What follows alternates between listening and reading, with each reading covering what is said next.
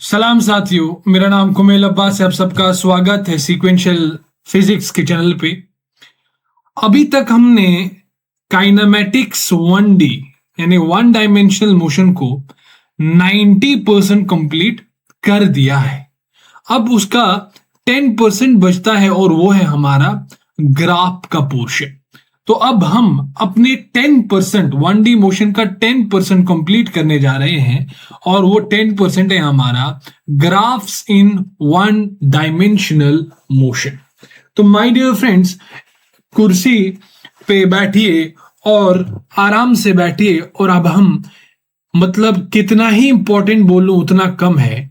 बहुत बहुत इंपॉर्टेंट जो है ये टॉपिक है और इसको बहुत मतलब आसानी से, बहुत बारीकी से, लॉजिकली, कॉन्सेप्चुअली और अच्छे क्वेश्चन प्रैक्टिस करके हम इस टॉपिक पे हम इस टॉपिक पे कमांड पाएंगे।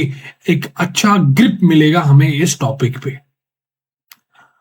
इस इस टॉपिक को समझने के लिए एक हायरार्की का मेंटेन करना बहुत जरूरी है। ऐसा नहीं है कि मैं इसमें जो टॉपिक्स आने वाले हैं पहले मैं मतलब कोई सा भी पहला टॉपिक जो है वो बता दूं, फिर नेक्स्ट कोई सा भी बता दूं, फिर नहीं। मुझे एक अच्छी हायरार्की से आपको ये समझाना बहुत जरूरी है, वरना इस टॉपिक की आपको समझ नहीं आएगी। ठीक है, बातें ज्यादा होगी तो फिर हम चलते हैं इस ग्राफ्स इन 1D मोशन में की जब बात करते हैं तो ये जो मैंने यहां पे लिखा है ये टॉपिक्स कवर होने वाले हैं। यहां पे मैं लिखा है टॉपिक्स टू बी कवर्ड। ये टॉपिक्स कवर होने वाले हैं इसमें। पहले हैं मैं थोड़ा थोड़ा ओवरव्यू देने जा रहा हूं। ठीक है, तो आप थोड़ा पेशेंटली वेट कीजिए। आपको अगर ऐसा लगे कि क्या बोल रहा है तो कोई नहीं, हम बस 2 मिनट मुझे लगेंगे इसको समराइज करने में। पहले हम इंट्रोडक्शन टू ग्राफ्स पढ़ेंगे, यानी पहले हम समझेंगे कि पहले मैं आपको ये बताऊंगा कि कोई भी क्वेश्चन हो हमारा, कोई भी प्रॉब्लम हो, कोई भी न्यूमेरिकल हो, उसको सॉल्व करने के लिए 2 मेथड्स हैं हमारे पास। एक है एनालिटिकल मेथड, दूसरा है ग्राफिकल मेथड। क्या होते हैं मेथड वो तो हम बाद में देखेंगे, बट हमारे पास 2 मेथड्स होते हैं। फिर मैं आपको बताऊंगा कि बेसिकली ग्राफ होता क्या है, what is the definition of the graph and what are the types of the graph. फिर मैं इसमें ये भी बताऊंगा कि ग्राफ को कैसे जो है वो ड्रॉ करते हैं, ये इंडिपेंडेंट वेरिएबल और डिपेंडेंट वेरिएबल क्या होता है, ये experimental method and equation method क्या होता है, वो सब हम यहाँ पे डिस्कस करेंगे। और फिर यहाँ पे इस टॉपिक का आन बान और शान हम ये देखेंगे कि change and rate of change होता क्या है। जब हम ये समझेंगे, ये बहुत इंपॉर्टेंट है, जब हम ये समझेंगे तो फिर हम स्लोप ऑफ अ ग्राफ को आराम से और बड़े ही मजे से समझ पाएंगे। फिर मैं स्लोप में आपको बताऊंगा कि ये स्लोप होता क्या है, और फिर टाइप्स ऑफ स्लोप बताऊंगा कि एवरेज स्लोप क्या होता है एंड इंस्टेंटेनियस स्लोप क्या होता है। फिर मैं आपको बताऊंगा कि calculation of slope of a straight line and curved graph. फिर हम स्लोप को कैलकुलेट करेंगे स्ट्रेट लाइन के लिए और कर्व्ड ग्राफ के लिए। फिर हम एरिया अंडर द ग्राफ क्या होता है इसको भी समझेंगे, बहुत इंपॉर्टेंट है, ये दोनों बहुत इंपॉर्टेंट है। फिर यहां पे नहीं, ये 6th नंबर है, 5th नंबर पे हम ये देखेंगे क्या, ग्राफ्स इन 1D मोशन। फिर हम ये देखेंगे, यानी जितने भी ग्राफ्स मतलब हमने क्या क्या पढ़ा अभी तक, पोजीशन पढ़ा हमने, वेलोसिटी पढ़ी, एक्सेलरेशन पढ़ी, तो टाइम हमारे पास है, तो इन सब डिस्प्लेसमेंट हमने पढ़ा। तो इन सब के जो है ना हम यहाँ पे ग्राफ्स ड्रॉ करेंगे। तो उसी के respect position time graph, velocity time graph, acceleration velocity displacement, acceleration displacement, acceleration velocity, इन सब को हम यहां पे ड्रॉ करेंगे, डिस्कस करेंगे। फिर लास्ट तक हमने मोशन द ग्रेविटी को पढ़ा था, बट हम अब उनका ग्राफ्स जो है ना वो ड्रॉ करने वाले हैं। सपोज अगर मैं टाइप नंबर 1 की बात करूं तो वो फ्रॉम द ग्राउंड ऐसा कुछ आ जाता है, तो अब हम इसका पोजीशन वर्सेस टाइम ग्राफ जो है वो बनाएंगे, वेलोसिटी वर्सेस टाइम ग्राफ बनाएंगे, डिस्प्लेसमेंट, तो सब एक्सेलरेशन वर्सेस टाइम ग्राफ बनाएंगे। तो सब ग्राफ जो है यहाँ पे बनाएंगे, सबका टाइप नंबर 1 हो, टाइप नंबर 2 हो, टाइप नंबर 3 हो, टाइप नंबर 4 हो। फिर हम यहाँ पे इनडायरेक्ट एप्लीकेशन ऑफ ग्राफ में क्या देखेंगे, ये यहाँ पे ठीक है लिखा है, बट मैं मोटा आपको बता रहा हूं क्या है कि कुछ क्वेश्चंस ऐसे रहेंगे जिसको अगर हम ग्राफ्स के थ्रू सॉल्व करेंगे तो वो बहुत आसान पड़ेगा, हमें कैलकुलेशन हमें उतनी नहीं करने पड़ेगी। तो कैसे उनको टैकल करना है, कैसे हमें समझेगा कि इसको ग्राफ से अटैक करना है, वो तो हम बाद में देखेंगे। तो ये मैंने आपको ये समराइज किया कि हम क्या क्या पढ़ने वाले हैं। मैं फिर से बताऊंगा, इस टॉपिक को समझने के लिए प्रॉपर हायरार्की का मेंटेन करना बहुत जरूरी है, क्रम का बहुत जरूरी है यहाँ पे। एनीवेज, तो यहाँ पे आप पहला है ना, यहाँ पे अगर आप देखेंगे तो हमारा पहला क्या था, इंट्रोडक्शन टू ग्राफ्स। तो पहले आप हेडिंग डालिए अपने कॉपी में, वो भी अपने कॉपी में लिखिएगा, टॉपिक्स टू बी कवर्ड अपने कॉपी में लिखिएगा, बिल्कुल शानदार खूबसूरत कलर पेन यूज करके आप लिखिएगा। और फिर नेक्स्ट पेज पे आइए और नेक्स्ट पेज पे अपना हेडिंग डालिए, introduction to graphs. My dear friends, बात को समझना, कहानी को शुरुआत करते हैं। कोई भी क्वेश्चन हो हमारे पास, कोई भी क्वेश्चन हो हमारे पास, और किसी भी सब्जेक्ट से, चाहे मैं फिजिक्स की बात करूं, केमिस्ट्री की बात करूं, मैथ्स की बात करूं, तो क्वेश्चंस को सॉल्व करने के लिए यूजुअली हमारे पास, जनरली हमारे पास दो मेथड्स होते हैं। एक होता है एनालिटिकल मेथड। एनालिटिकल मेथड क्या होता है, एनालिटिकल मेथड, और दूसरा होता है हमारा ग्राफिकल मेथड। एक होता है एनालिटिकल मेथड और दूसरा होता है ग्राफिकल मेथड। हाँ, अब क्या है ये एनालिटिकल मेथड और ग्राफिकल मेथड? ये है कि एनालिटिकल मेथड में हम क्या करते हैं, हमारे पास कोई क्वेश्चन आता है तो हम उस क्वेश्चन से इक्वेशन जो है वो क्रिएट करते हैं, जिस तरह हम अभी तक करते आए।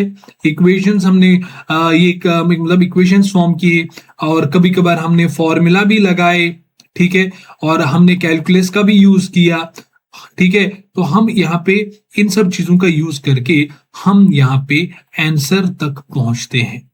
तो एनालिटिकल मेथड कुछ भी नहीं है, जो हम अभी तक करके आगे आ रहे थे, यानी हमने क्या क्वेश्चन को देखा, उससे इक्वेशंस फॉर्म किए, फॉर्मूला लगाए, कैलकुलस यूज किया और इक्वेशन आंसर तक हम पहुंच गए। ये हमारा एनालिटिकल मेथड होता है।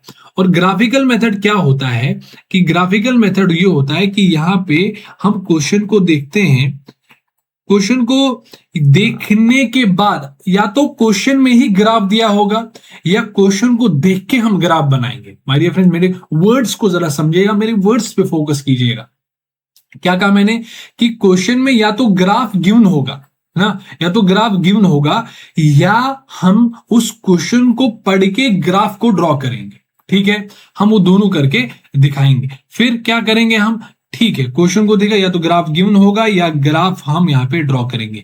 फिर उस ग्राफ को एनालाइज करेंगे। क्या करेंगे, एनालाइज करेंगे और अपने आंसर तक पहुंचेंगे, अपने आंसर तक पहुंचेंगे। माय डियर फ्रेंड्स, ये आप कहोगे ठीक है, क्वेश्चन गिवन होगा, क्वेश्चन में या तो ग्राफ गिवन होगा या हम ग्राफ बना देंगे। फिर एनालाइज का क्या मतलब है कि हम उस ग्राफ से, सपोज ये कोई ग्राफ गिवन है, उस ग्राफ से हम इंफॉर्मेशन को जो है वो गैदर कर लेंगे, इंफॉर्मेशन वहां से हासिल कर लेंगे, क्योंकि वही तो हमारा मुद्दा है, क्वेश्चन को सॉल्व करना हमारा मुद्दा है। तो हम ग्राफ बनाएंगे, फिर उसको एनालाइज करेंगे, यानी उस ग्राफ से हम अपना इंफॉर्मेशन निकालेंगे, उसको हम कहते हैं एनालाइज करना, और आंसर तक पहुंचेंगे। अच्छा, तो अब ग्राफिकल मेथड को समझने के लिए आपको ग्राफ को समझना है, और फिर आपको यह समझना है कि इस ग्राफ को कैसे एनालाइज करते हैं। तो ये बहुत दो इंपॉर्टेंट चीजें हैं कि ग्राफ क्या होता है और ग्राफ को एनालाइज कैसे करते हैं। तो यहां पे फिर आप यहां पे नेक्स्ट टॉपिक यहां पे डालिएगा, दैट इज ग्राफ्स। क्या डालिएगा, ग्राफ्स, ठीक है। यहां पे ही हेडिंग डाल लेते हैं, यहां पे ही हेडिंग डाल लेते हैं, मुझे यहाँ पे थोड़ा टाइम चाहिए। ग्राफ्स, एक मिनट, इसको GRAPHS लिख लेते हैं, फिर यहाँ पे थोड़ा इसको बड़ा कर लेते हैं, इस तरह हो गया। Control B, control U, control I कर लेते हैं, इसका कलर थोड़ा येलो कर लेते हैं, और ये रहा हमारे पास टॉपिक तैयार आ गया। यहाँ पे हेडिंग जो है ना, इसको थोड़ा बॉक्स में कवर कर लेते हैं, थोड़ा अच्छा दिखने के लिए। ये लो, अच्छा, अब हम ग्राफ्स को जो है वो डिस्कस करेंगे। अच्छा, तो पहली बात जो हम इसमें डिस्कस करेंगे, a part, that is definition of graph. कि डेफिनेशन क्या है ग्राफ की, और जरा समझो। कुछ नहीं है माय डियर फ्रेंड्स, अगर आपको मतलब अभी आप 11th में हो, कभी ना कभार अभी तक तो आपने ग्राफ तो पढ़ा ही होगा, ग्राफ तो सुना ही होगा, ग्राफ तो देखा ही होगा।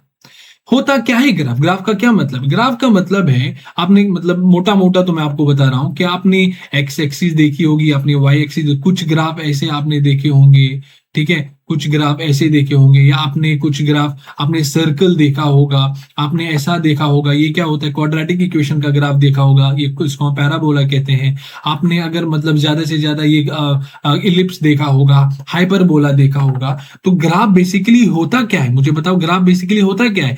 It is a pictorial representation of a situation. क्या कह रहा हूं, क्या क्या मैंने?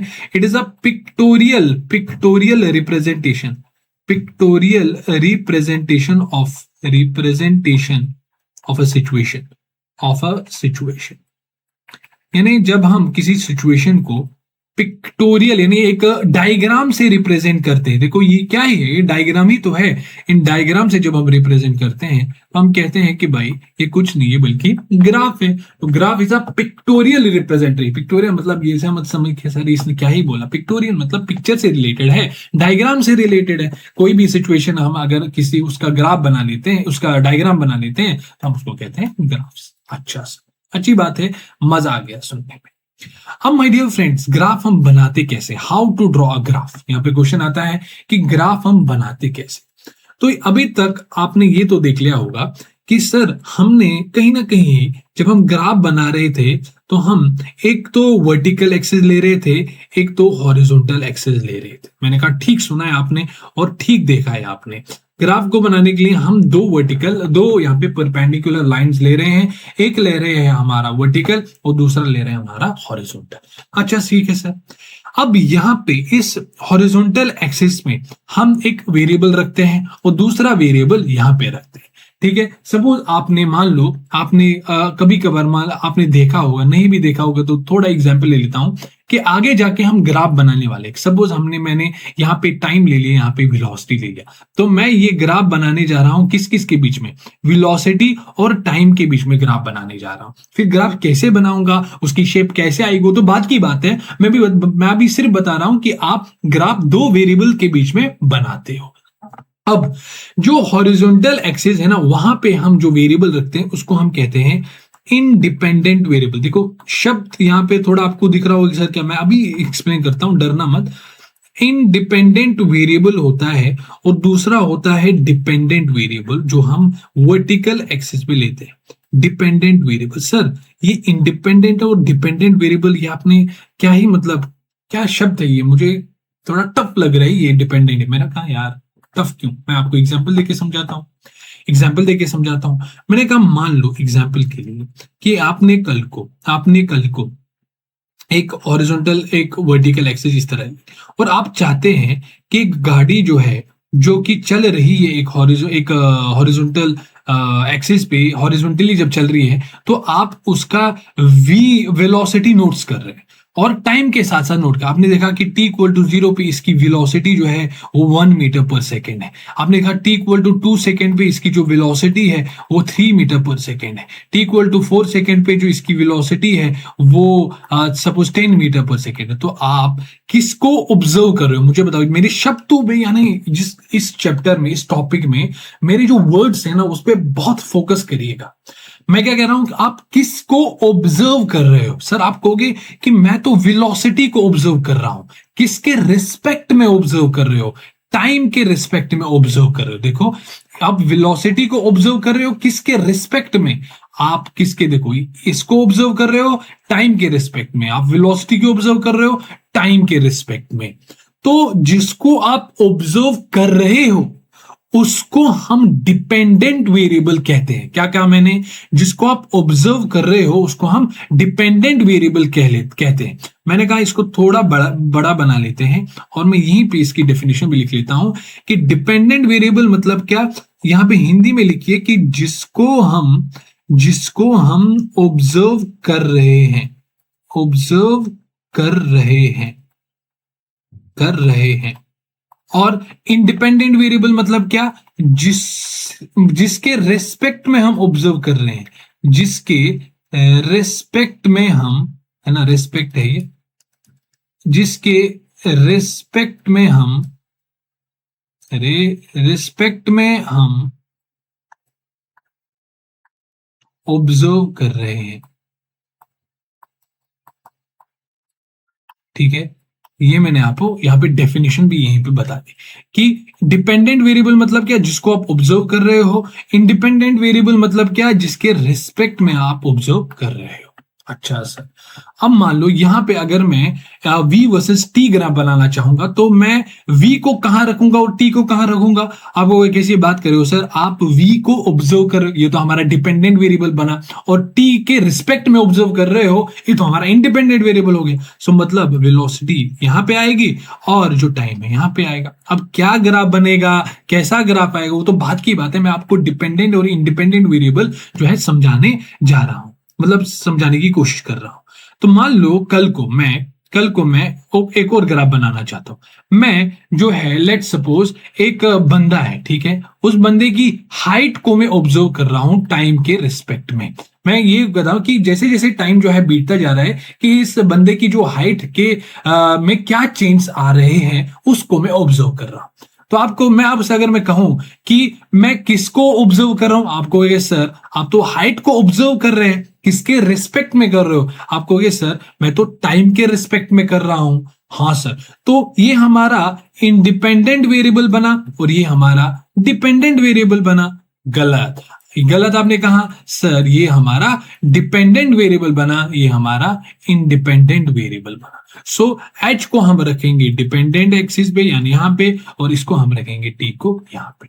और मान लो कल को मान लो, जरूरी नहीं है कि यहां पे सिर्फ टी टी आए, मान लो कल को एक बॉडी जो है वो एक्स एक्सिस पे चल रही है, आप वेलोसिटी को ऑब्जर्व कर रहे हो डिस्प्लेसमेंट के रेस्पेक्ट में। आप देख रहे हो जैसे जैसे ये आगे बढ़ रही है, जैसे जैसे ये डिस्प्लेसमेंट कवर कर रही है, इसकी वेलोसिटी के साथ क्या हो रहा है।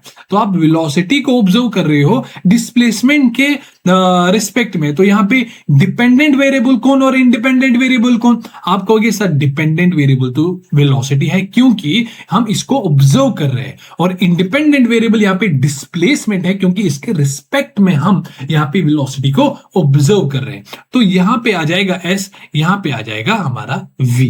तो जरूरी नहीं है यहां पे सिर्फ टी टी आ जाए, जरूरी नहीं है सिर्फ टी टी आ जाए, हम किसके रिस्पेक्ट में कर रहे हैं वो यहां पे आता है। अगर टाइम के रिस्पेक्ट में करते हो तो टाइम ही आ जाएगा, किसी और वेरिएबल के रिस्पेक्ट में कर रहे हो तो कोई और वेरिएबल आएगा, लेट्स जिस तरह यहां पे डिस्प्लेसमेंट आ गया।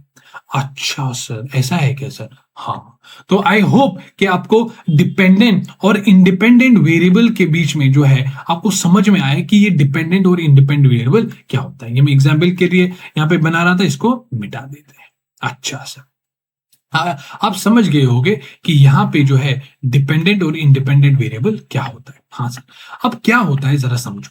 जो मैथ्स वाले हैं ना, मैथ्स वाले, क्या कहा मैंने, जो मैथ्स वाले हैं उन्होंने डिपेंडेंट वेरिएबल को एक नोटेशन दी, उन्होंने कहा इसको y से डिनोट करो, और इंडिपेंडेंट वेरिएबल को इसने क्या दे दिया, x को, इससे x मतलब इंडिपेंडेंट वेरिएबल को x से डिनोट करो। ठीक है, ये मैथ्स वाले हैं, उनकी चॉइस हुई, उन्होंने कहा कि डिपेंडेंट वेरिएबल को y से डिनोट करो, इंडिपेंडेंट वेरिएबल को x से डिनोट करो। कल को जो y है ना वो कुछ भी हो सकता है, जिस तरह यहाँ पे हमने वेलोसिटी वर्सेस टाइम ग्राफ बनाया तो y की वैल्यू v होगी।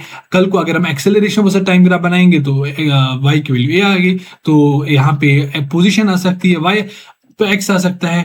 तो यहां पे जो है, यहां पे y की अलग अलग वैल्यू आ सकती है, वो डिपेंड करता है कि हम किसको ऑब्जर्व कर रहे हैं। सिमिलरली यहां पे x की वैल्यू कल को टाइम भी हो सकता है, डिस्प्लेसमेंट भी हो सकता है, कुछ और भी हो सकता है जिसके रिस्पेक्ट में हम इसको ऑब्जर्व कर रहे हैं। आई होप कि डिपेंडेंट और इंडिपेंडेंट के बीच में आपको जो है समझ में आया होगा। अच्छा, नोट कीजिए, मैं पानी पी लेता हूं। बोलते बोलते यार मैं थोड़ा,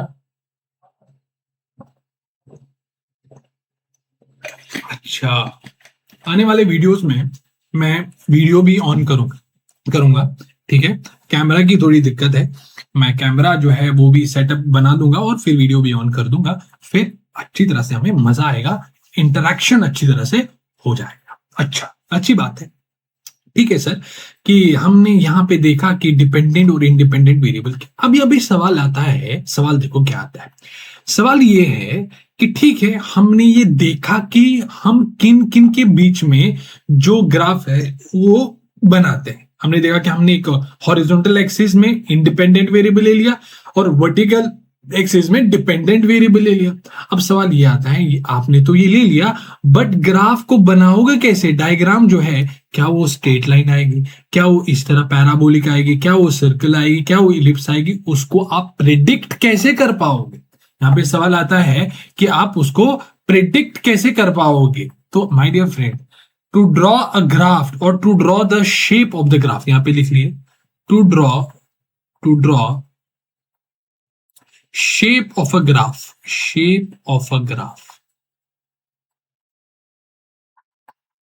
we have following two methods,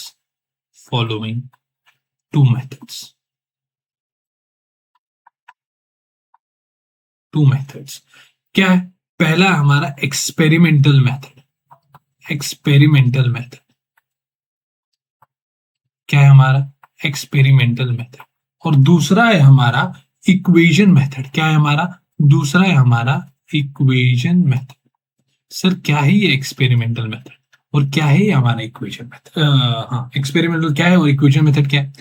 मैंने कहा कि जब हम डिपेंडेंट और इंडिपेंडेंट वेरिएबल, सपोज मैंने यहाँ पे एग्जांपल के लिए ले लिया, लेट सपोज मैंने यहाँ पे टाइम ले लिया और यहाँ पे जो इंडिपेंडेंट वेरिएबल है वो वेलोसिटी। मैं वेलोसिटी और टाइम के बीच में जो है ना वो ग्राफ ड्रॉ करना चाहता हूं, उसकी शेप कैसे आएगी वो मैं दो तरह से प्रेडिक्ट कर सकता हूं। एक तो है आप एक्सपेरिमेंट के थ्रू प्रेडिक्ट करो, और दूसरा जो है आप इक्वेशन के थ्रू। मतलब समझो कि मैं क्या है कि एक बॉडी है, ठीक है, यहाँ पे समझना बात को, है ना, एग्जाम्पल दे रहा हूं मैं। एक बॉडी है, इसको लिखना मत, बस समझना। एक बॉडी है जो कि एक्स एक्सिस के अलॉन्ग चल रही है। मैंने देखा कि t इक्वल टू 0 पे उसकी जो वेलोसिटी है वो 1 मीटर पर सेकेंड है। मैं बस देख रहा हूं, ऑब्जर्व कर रहा हूं, इसको कहते हैं एक्सपेरिमेंट करना। मैं देख रहा हूं, तो मैंने क्या देखा कि जब t इक्वल टू 0 है तो वेलोसिटी जो है वो 1 मीटर कुछ यहाँ पे है, तो मुझे एक पॉइंट मिल गया ये, ठीक है। जब मेरा t इक्वल टू 0 है, वेलोसिटी कुछ 1 मीटर है, यहाँ पे ले लेते हैं 1 मीटर। अच्छा, फिर मुझे एक पॉइंट यहां पे मिल गया, यानी ग्राफ को बनाने के लिए हमें पॉइंट्स की जरूरत होती है, तभी जाके हम ग्राफ को बनाएंगे। तो फिर मैंने t इक्वल टू 1 सेकेंड पे देखा, तो मैंने देखा कि इसकी वेलोसिटी जो है वो 2 मीटर पर सेकेंड। मैंने देखा कि जब हमारा t इक्वल टू 0 था तो यहाँ पे जो है वेलोसिटी 1 मीटर पर सेकेंड है। जब टाइम 1 है ना, 1 सेकेंड है, तो वेलोसिटी जो है 2 मीटर, लेट सपोज यहाँ पे आ गया, तो ये मुझे यहाँ पे पॉइंट मिल गया, ठीक है। वेलोसिटी 2 मीटर है तो पॉइंट यहाँ पे मुझे ये मिला। अच्छा, फिर मैंने देखा कि t इक्वल टू 2 सेकेंड पे मैंने देखा, मैं यहाँ पे t इक्वल टू 2 सेकेंड पे देखा, मैंने वेलोसिटी को देखा तो 3 मीटर पर सेकेंड है, तो मैंने देखा कि यहाँ पे, फिर ऐसे ऐसे करते मुझे बहुत सारे डॉट्स मिले। फिर मैंने क्या किया? कुछ नहीं किया, जो सारे करते हैं, क्या काम करते हैं कि मैंने इन सभी डॉट्स को जो है कनेक्ट कर दिया। मैंने इस सभी डॉट्स को जो है कनेक्ट कर दिया और मुझे कुछ मान लो स्ट्रेट लाइन ग्राफ आ गया। जरूर नहीं स्ट्रेट लाइन ग्राफ आया, मैंने बस एग्जाम्पल के लिए आपको बताया। तो ये होता है एक्सपेरिमेंटल मेथड कि हम यहाँ पे कोई फॉर्मूला का यूज नहीं कर रहे हैं, कोई यहाँ पे इक्वेशंस क्रिएट नहीं कर रहे हैं, हम बस एक सिचुएशन ले लेते हैं और एक एक्सपेरिमेंट कर लेते हैं और वहां से डेटा कलेक्ट करके हम पॉइंट्स को यहाँ पे मार्क कर लेते हैं और पॉइंट्स को कनेक्ट करके हम यहाँ पे ग्राफ को ड्रॉ करते हैं। और दूसरा, इसको हम एक्सपेरिमेंटल मेथड कहते हैं। दूसरा मेथड होता है हमारे पास इक्वेशन मेथड। इक्वेशन मेथड क्या है? वैसे तो हम आगे मैं आपको और डिस्कस करूंगा। मान लो मैं ये तो मतलब मान ही सकता हूं कि आपने बचपन में ये तो पढ़ा होगा कि आपको ग्राफ मतलब इक्वेशन गिवन होगी, suppose y equal to 2x plus 3, मैंने आपको ये इक्वेशन दी और मैंने आपको बताया कि इसका ग्राफ जो है वो ड्रॉ करो। आप क्या करते हो? आप यहाँ पे x की वैल्यू रख देते हो, y की वैल्यू जो है ना मिल जाते हैं। सपोज आप x की वैल्यू 0 रखते हो तो y की वैल्यू क्या मिल जाएगी? 3 मिल जाएगी। हाँ, x की वैल्यू यहाँ पे आपने 1 रखा, y की वैल्यू क्या आ जाएगी? 5 आ जाएगी, ठीक है। y की वैल्यू जो है वो 5 आ जाएगी। तो आप क्या कर रहे हो? आप x की वैल्यू रख रहे हो, y की वैल्यू आपको मिल रही हो, तो इससे आपको क्या मिलता है? आपको इससे पॉइंट्स मिल जाते हैं। सब यहाँ पे 0,3, यहाँ पे 1,5 आपको पॉइंट मिल गया। फिर आप क्या करते हो? यहाँ पे x ले लेते हो, यहाँ पे y ले लेते हो, इन पॉइंट्स को यहाँ पे मार्क कर लेते हो। ये कौन सा पॉइंट है? 0,3, तो 0,3 y एक्सिस पे यहाँ पे कहीं पे लाई करेगा और 1,5 यहाँ पे कहीं पे लाई करेगा। तो फिर आप इन दोनों से कनेक्ट करते हुए एक लाइन जो है वो ड्रॉ कर रहे हो। तो आप फिर कहते हो कि ये लो, हमने इक्वेशन के थ्रू ग्राफ बनाया। यहाँ पे क्या आपने कोई एक्सपेरिमेंट की? नहीं, आपने इक्वेशन को देखा और उसको देख के आपने पॉइंट्स जो है ना वो ऑब्टेन कर लिए और यहाँ पे आपने ग्राफ बना दिया। तो दो मेथड्स होते हैं हमारे को ग्राफ को ड्रॉ करने के लिए। अच्छा, मैं बेसिक से चल रहा हूं भाई, बेसिक से लेकर लेकर लेकर लेकर एडवांस लेवल तक मैं आपको लेके चलूंगा भाई, है ना।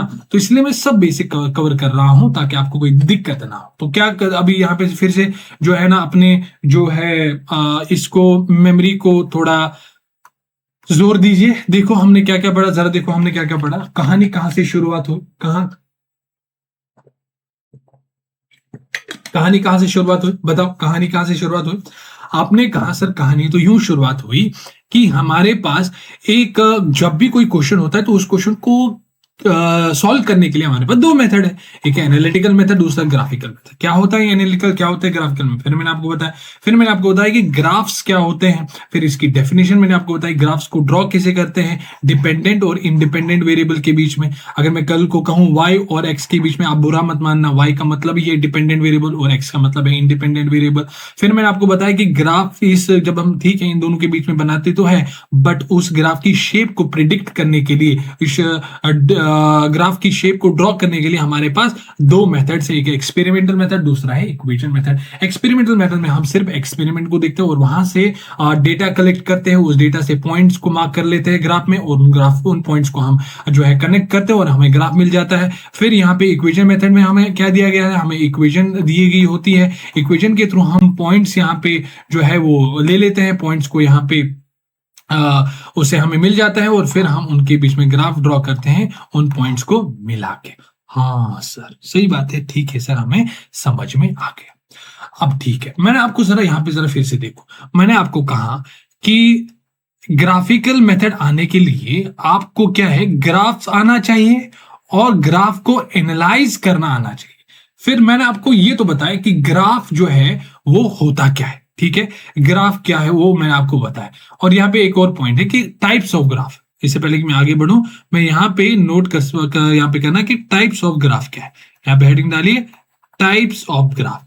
कितने कितने के ग्राफ के टाइप्स होते हैं माय डियर फ्रेंड्स? सिर्फ दो तरह के ग्राफ्स होते हैं।